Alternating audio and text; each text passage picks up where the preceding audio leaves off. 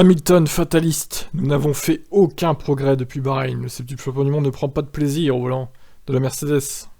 Il y a une Ferrari qui aurait dû terminer devant nous. Je suis donc satisfait de cette position gagnée. C'est le jour et la nuit comparé à hier, mais nous n'avons fait aucun progrès. Je n'ai aucune idée pourquoi. Je sais que tout le monde travaille très dur, mais en 3 courses, nous n'avons pas progressé. J'espère que la course de demain nous apportera beaucoup d'infos et que nous pourrons travailler dessus la semaine prochaine. Alors que Mercedes prévoit une évo importante pour Imola, notamment un nouveau plancher censé réduire le marsouinage, Hamilton ne s'attend à aucun miracle. Je dirais qu'il ne se passe rien d'excitant pour le moment.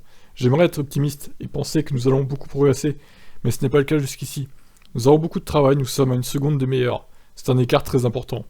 J'aime travailler avec l'équipe et même si je n'aime pas piloter cette voiture, la collaboration est importante. Et nous avons une montagne à gravir. J'espère que nous y parviendrons. Lorsqu'on lui demande quelle partie de la voiture doit être absolument améliorée, Hamilton ne fait pas dans le détail. Toutes. Ce n'est pas toujours si terrible, mais nous sommes tout simplement plus lents que les autres. Ce qui me dérange le plus, c'est le marsouinage. C'est vraiment la pire des choses que j'ai expérimentées sur cette voiture. Nous ne parvenons pas à nous en débarrasser pour le moment.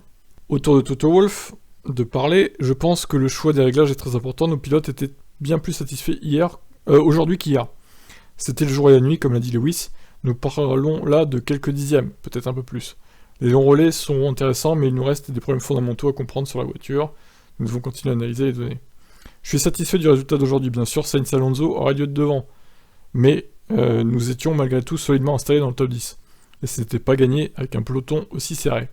Nous apprenons encore de la voiture et des pneus. Ce week-end, nous n'avons pas débloqué notre potentiel aérodynamique ou réglé le problème des rebonds.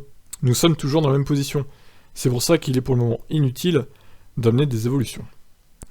Oui, il y en aura quand même à Imola, du coup, des évos. Donc à voir ce qu'ils vont faire demain chez Mercedes, comme performance, même si je m'attends pas à des miracles. À la régulière, ça sera 6 et 7 à mon avis. Voire peut-être 7 et 8. À voir, je vous laisse réagir, ciao.